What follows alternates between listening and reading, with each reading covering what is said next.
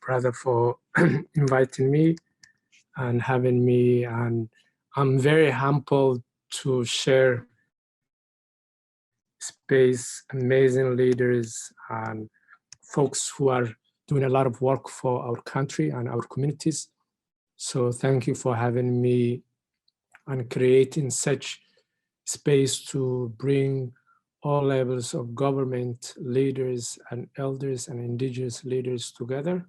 I just want to begin by acknowledging that I join you today from the territory upon which I am, in City of Victoria. And I would like to acknowledge and show my respect and gratitude the Lungwankan peoples and whose territory, traditional territory that I work and build relationships. The Songis, Squamish, and Wazanics people, whose historical relationship with the land continue to this day, and including to those of us who came here as settlers, as migrants, as refugees, either in this generation or in generation past, and those of us who came here involuntarily, particularly as a result of the transatlantic slave trade or Holocaust or persecutions in their homelands. I make this acknowledgement not as some sort of historical footnote, but as a commitment to a true and lasting reconciliation with the indigenous people. As you alluded, someone who has found safe haven in Canada and have been uprooted in my own homeland, I think the best Canadian I could be is really playing a role in reconciliation and continuing my commitment to build relationships, but also see how my actions, my influence, my platform, and whatever I could do to make sure that I play my role in every day. Today we gathered because we are marking the March 21st, the International Day for Elimination of Racial Discrimination. And we are using our Sunday evening or afternoon. Some of us have, I don't have children, but I'm sure a lot of leaders and the organizers and community that have joined us as families, but taking the time to really create this space to stand up to racism and racial discrimination, which is everyday work.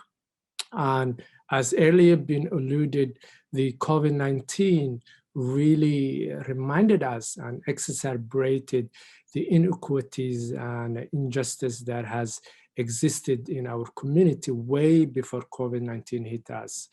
And that showed and also the uprise of racism and also devastated many lives with strategic consequences.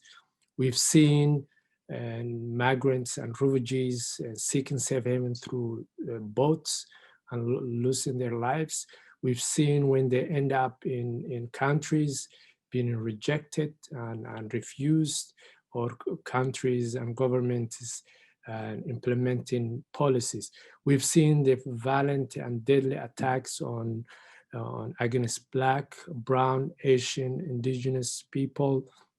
We've seen what type of language has been used, some leaders across the world, and we've seen the rise of anti-Semitic, Islamophobia, and the sustained racially charged acts which continues, and really not only brought back a pain, and as alluded earlier, we have history and dark history in our country, but we came way far.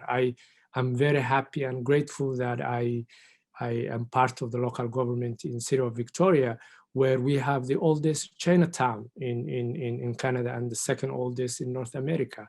That itself, which is very close to the City Hall, every time I walk there to get my coffee, it's a reminder how far we come, but it's also a reminder how far we need to do and the work that we have to do to make sure that everyone in our community feels safe and their sense of dignity and rights are upheld. So at a local level, what we started doing at City Victoria since this council came into power 2018 is really looked at how the city decisions are made and how the public budget is decided. So one thing we've worked hard is to form Office of Equity, which the city didn't have before, which would give the city the capacity and the know-how and the experts so we can equip our staff, they could do the important work. As we know, the public fund is a broad group of services. So some neighborhoods and groups of people in our communities have been and currently left out of those services, which is the reality. And as we know, being in part of a community whose lives together is making sure that our public assets are welcoming and available to everyone. So in order to do that, we have to have the right tools, and that is the work we're doing. And in terms of talking about how do we tackle racism, and I'm aware the province is doing a lot of work at that end, but in our community in here at City of Victoria, and I co-chair with the mayor, Lisa Helps, which also took a leadership, Welcoming City strategy, and is to ensure that we create very inclusive cities. So we invited indigenous nations, the Songhees and Esquimalt Nation, the leaders from the library to settlement agents, ethno-cultural such as the Chinese, Filipino, and we are working together how to build a framework so that everyone could flourish in our community. We know newcomers enrich our community, and Welcoming City is not just welcoming for newcomers, but all of us as inclusive, diverse, resilient, connected city, a city in which everyone is welcome, everyone is able to participate economically, as earlier alluded, the job opportunities, socially, culturally, and politically, on the ongoing evolution and the direction of Victoria. Another thing that I brought forward was the city to declare the UN Decade People of African Descent, which we are in midway. We already adopted the indigenous, and now we adopted the African Decade, and also try to look into how to remove racism in our city policies, bylaws, program, and services. So we have directed the staff to develop a plan to address anti-racism and anti-Black racism.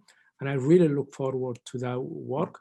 But at the end of the day, I think at the local government, which I'm proud is that we're very close to the people and on a neighborhood level.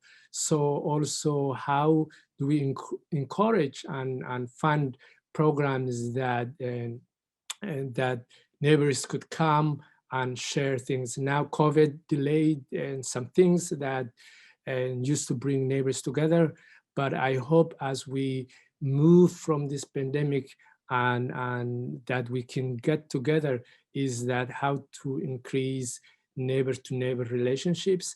But just to conclude, this year and the International Day for Elimination of Racial Discrimination the theme is youth.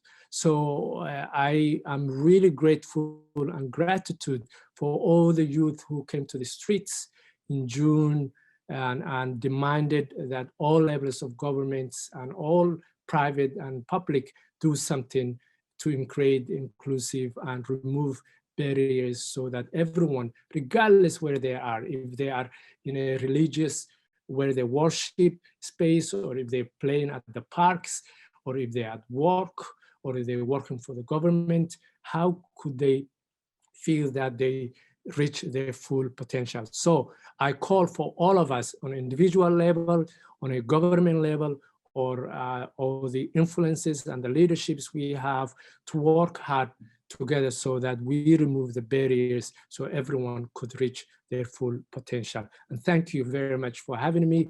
And it's such humbling again to be among the amazing leaders. Thank you.